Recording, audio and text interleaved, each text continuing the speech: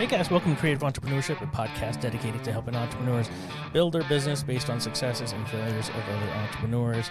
Today we have an amazing guest for you. We're talking about mistakes that will kill your business and ruin your life. Please help me welcome Clint Arthur. How are you doing today?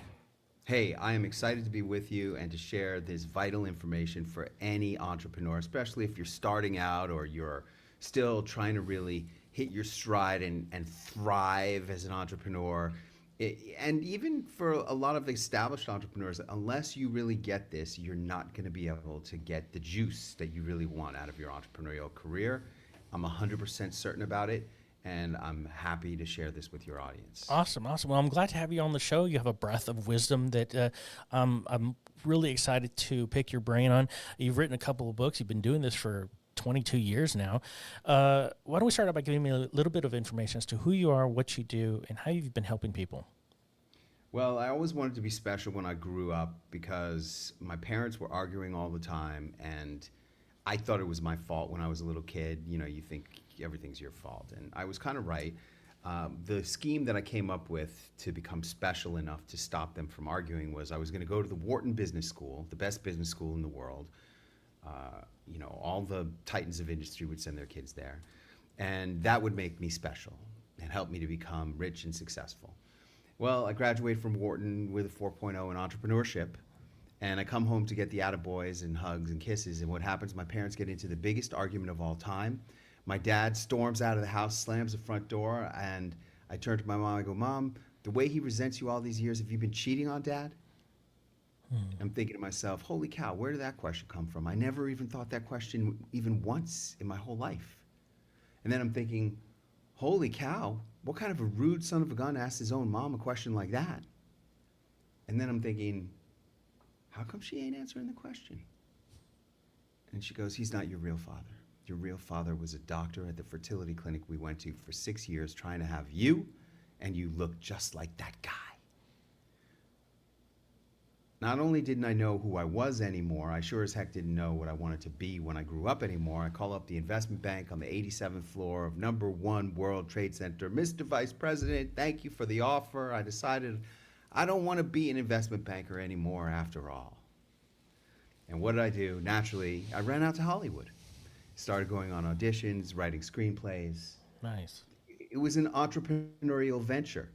See, I was creating something out of nothing through my own creativity. I was selling myself. And what I didn't realize was the biggest mistake that will destroy your career as an entrepreneur, put you out of business, ruin your personal life. I got kicked out. I had a 1-year-old baby when I was kicked out of the house. This is going to happen to you unless you get this. See, I chased the Hollywood dream for 13 years. Mm-hmm.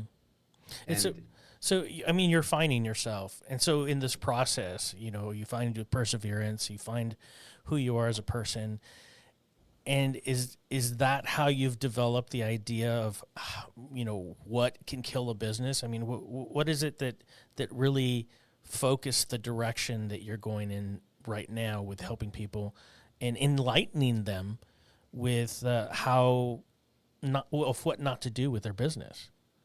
I got out of taxi driving and got into the gourmet food business, selling gourmet butter to the top chefs and restaurants in Las Vegas.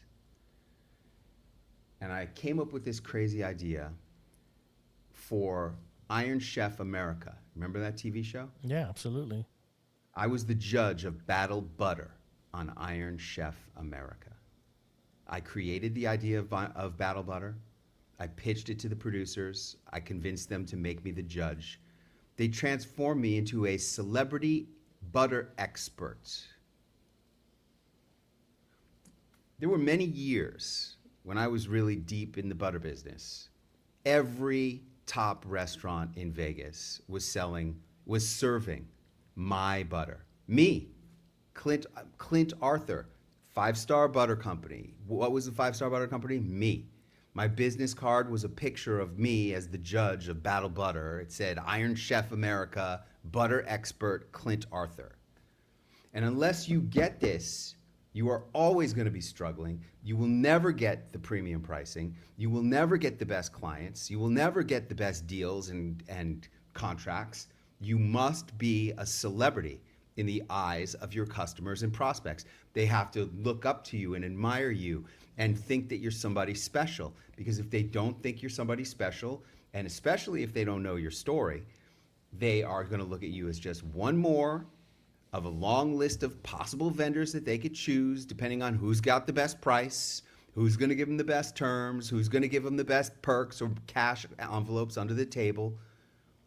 But when you're a celebrity in the eyes of customers and prospects, everything changes for you. And people ask me, do you regret the 13 years that you spent chasing the Hollywood dream, banging your head up against a brick wall, just getting a bloody skull? And I say no, because it taught me the most important lesson in business. I could have been the best actor and writer in Hollywood, but who's going to get the job, me or Tom Cruise? Tom Cruise, obviously. Mm-hmm.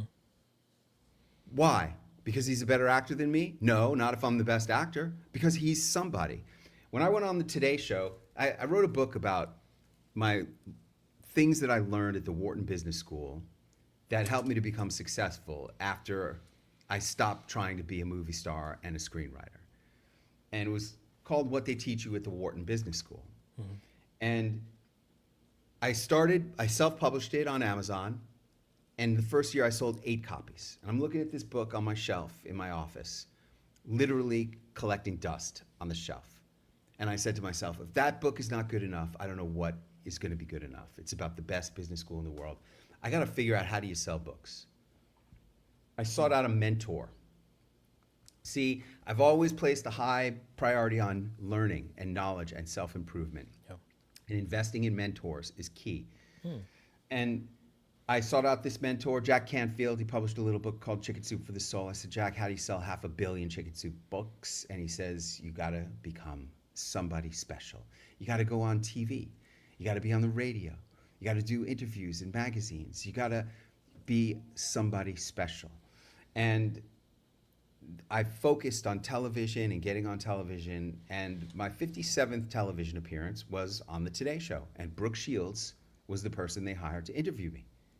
And they could have hired anybody. They could have hired 1 million Columbia Journalism School graduates who would have interviewed Clint Arthur for free just to get the chance to be on the Today Show. But they paid her a lot of money. Why? Because she's Brooke Shields. She's somebody. Yeah. And I know you're thinking, well, yeah, Clint, I could see how that would work for Brooke Shields or for Hollywood movie stars. Hey man, it worked in the butter business. I got clients in every different kind of industry. It works for my client who's a window and roofing repair expert. It works for my client who is a balloon decorator. Instead of getting paid $400 to do a balloon installation, she gets $5,000 to do a balloon installation. It works for doctors. It works for, especially if you're a consultant, advisor, or any kind of expert at all. But the big mistake is that entrepreneurs think that people are buying your product, and they're not buying your product. They are buying your confidence that your solution is going to provide them with the relief from the pain that they are in. That's what they're buying. And if you are a celebrity in their eyes, if you're using the celebrity entrepreneurship techniques that I talk about in Celebrity Entrepreneurship, another book of mine on Amazon, then those techniques that you deploy on them in your marketing will enable them to believe in you and your solution and have confidence that your high-priced answer to their question is exactly what they need to buy.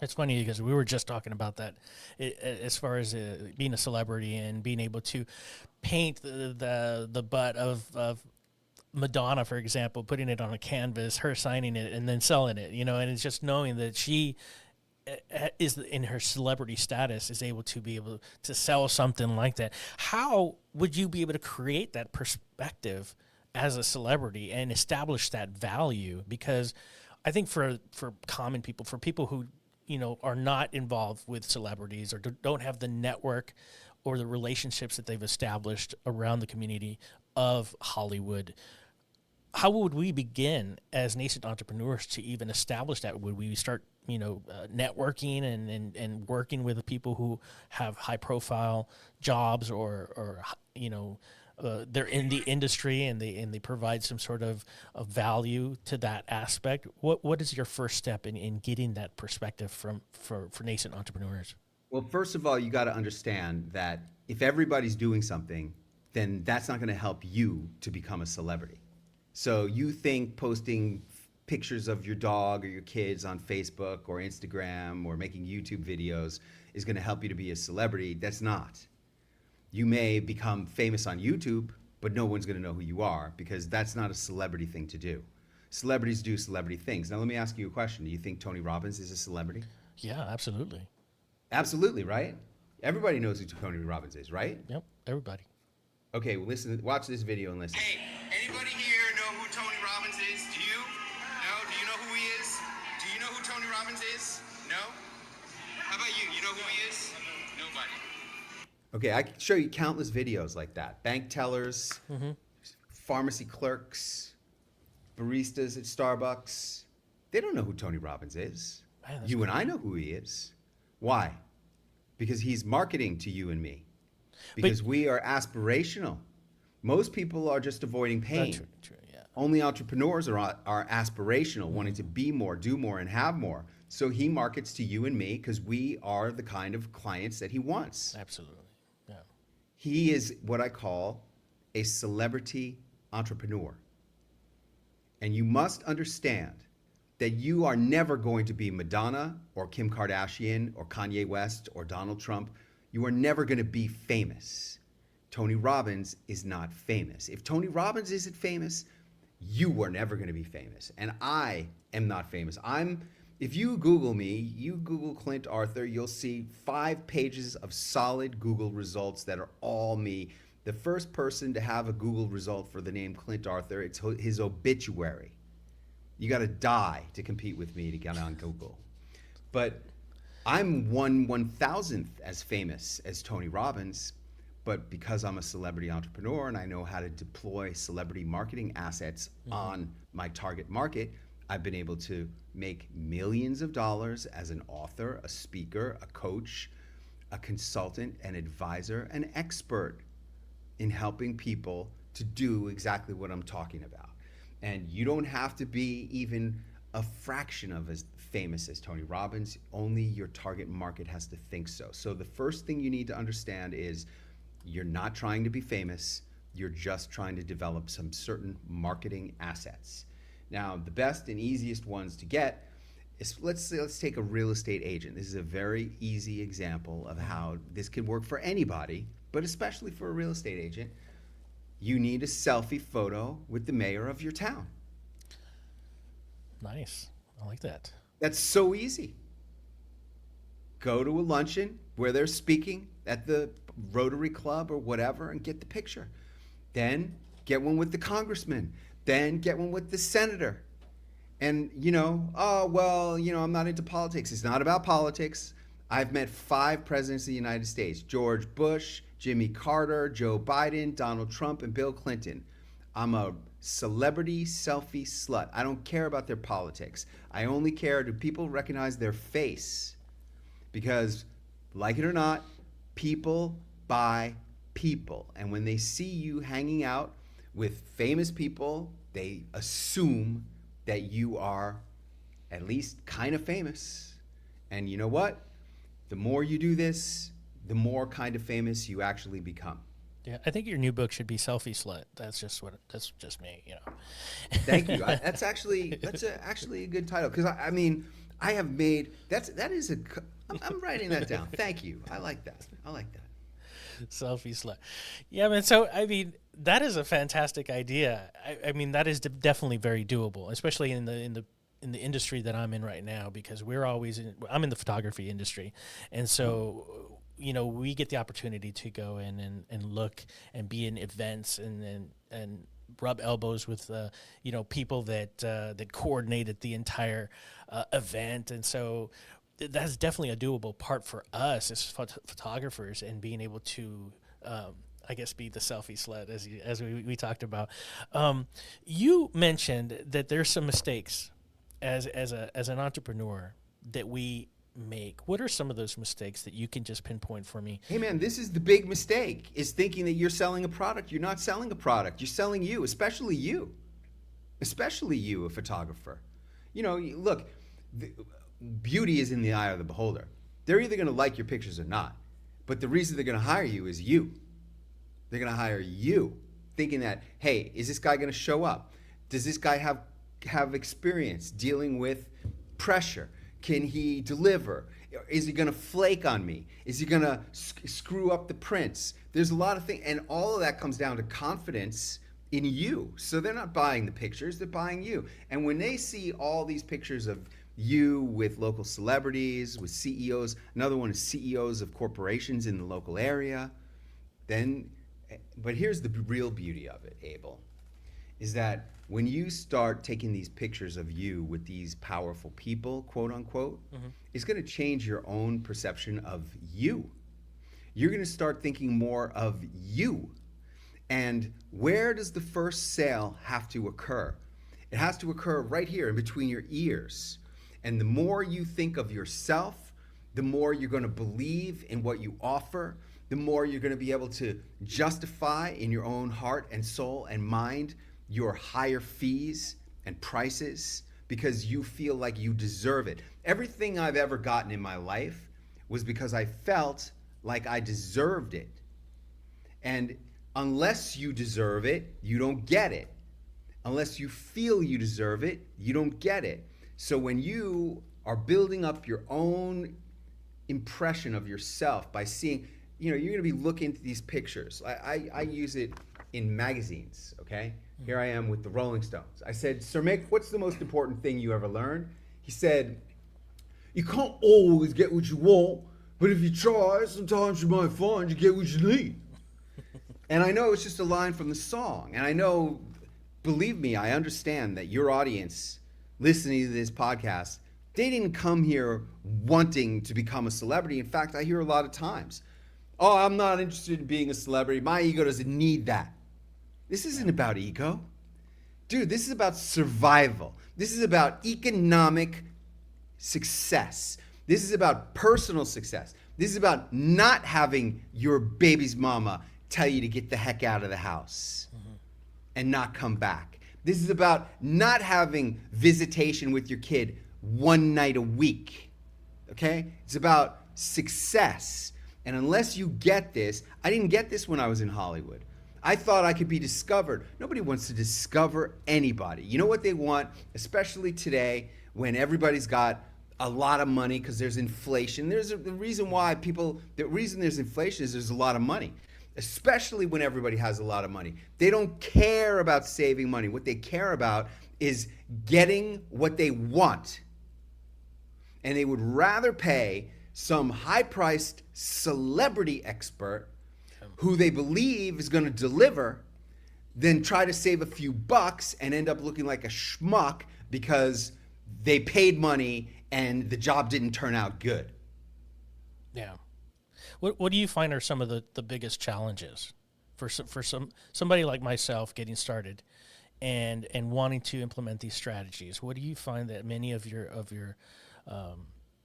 people that you've helped struggle with? Number one, thinking that who am I? Who am I to think that I could become a celebrity?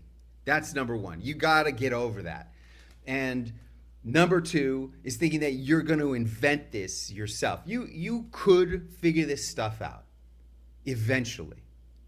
Eventually you could. Do yourself a favor. Get Celebrity Entrepreneurship.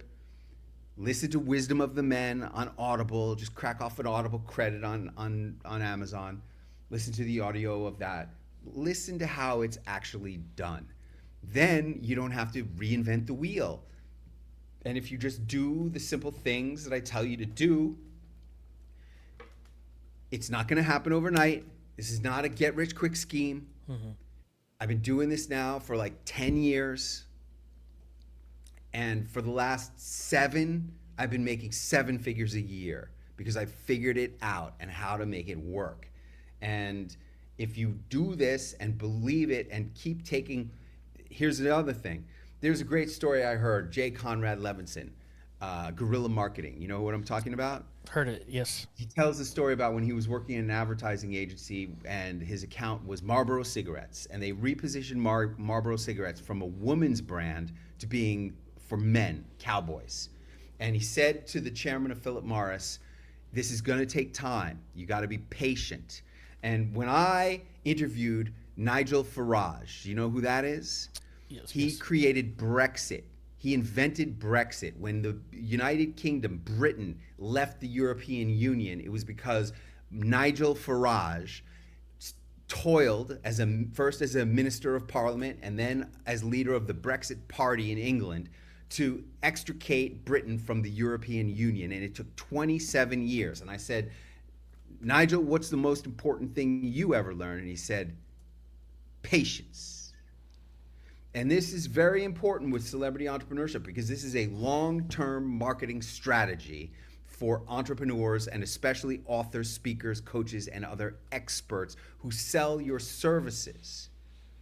You have to be patient. So the first year, they spent $6 million on advertising for Marlboro cigarettes. It started out as the number 32 brand in America. Mm-hmm. And at the end of the first year, after $6 million, it was the number 32 brand in America. It hadn't budged. And he thought he was going to get fired. And the chairman of Philip Morris said, you guys said it was going to take time? Let's keep going. At the end of the second year, it was the number one brand cigarette. And it has remained the number one brand cigarette in the world for decades because of the marketing. And you must... This is such a key thing. You got to keep putting one foot in front of the other. The longest journey begins with the first step and it continues. You're going up the hill and it seems like you'll never get to the top of the mountain. But if you keep dropping in the bucket, you keep adding celebrity pictures. First, you got your little mayor and some CEO of a minor corporation. Then you get a congressman. Then you get a senator. Then you get the CEO of Lucent Technology, name brand CEOs, right? Pop culture. This is how it works. And you keep working your way up and using your other techniques, which should include having a best-selling book and being a speaker.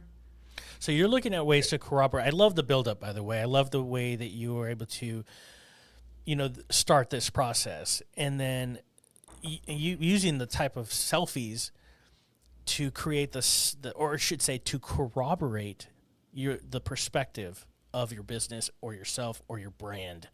And I think that's just it's amazing. I said, Oprah, what's the most important thing you ever learned? She said, you are responsible for your own success. Nobody's going to do this for you. You can't even pay. Nobody knows how to do this except me. I invented celebrity entrepreneurship. I studied. When you read the book, you'll see who I studied. I studied the king of Hollywood. You ever hear of Arnold Kopelson? You ever hear of him? No, you never heard of him. He produced a movie called Porky's. It was the number 5 box office hit of 1982. His next movie was Platoon. You ever hear that one? Yeah. Best Picture, 1987. Then he did Falling Down with Michael Douglas, The Fugitive with Harrison Ford, The Devil's Advocate with Al Pacino and Keanu Reeves, Seven with Brad Pitt and Morgan Freeman, Eraser with Arnold Schwarzenegger. This guy became the king of Hollywood, and you never heard of him. He produced 29 studio feature films, and you never heard of him. $3 billion in box office. But you know who did hear of him? Every top agent in Hollywood knew who he was. Every top movie star knew who he was. You just heard the ones he worked with. Yeah. And they only work with the best, and they only pay the most. This is celebrity entrepreneurship. He was one of my guiding instrumental figures in my life, and I only recognized it looking back on his career and my career when I went to his funeral in 2018. Oh, I see. Man, that's amazing that you're able to, I mean, I should know all of this because it's part of my industry, looking at the producers and the movies, and it's all part of that. It's phenomenal. I think we've got a lot of information. I mean, we definitely got to pick up this book. This is something that I think that we are definitely going to have to look at. In fact, I think we should even further analyze it later and do a pickup on this one so that we can see if there's anybody out there who has utilized this book and found success with it, or found that the techniques in this book have really helped them. You know, I know I'm sure you have success stories, no doubt. So it's just one of those things that if you look at it from the perspective of the nascent entrepreneur, it doesn't seem overwhelming the way you explain it. It seems like something that it could just be like a step-by-step process. You can look at it from a growing perspective, like you're growing your business, you're growing your brand, and you're building the celebrity, the corroborating of your information and your brand, and taking it to the next level. We're getting close to the end of the podcast. I know we got a lot of information, but we definitely got some seeds that we can work with and get further into it by getting your book and looking further into the techniques that you provide. What are some words of wisdom or some rules that you live by? When I was on the Today Show, Brooke Shields says, you talk a lot about getting comfortable outside of your comfort zone. And I said, yeah, when life begins where your comfort zone ends. And she said, oh, that sounds scary.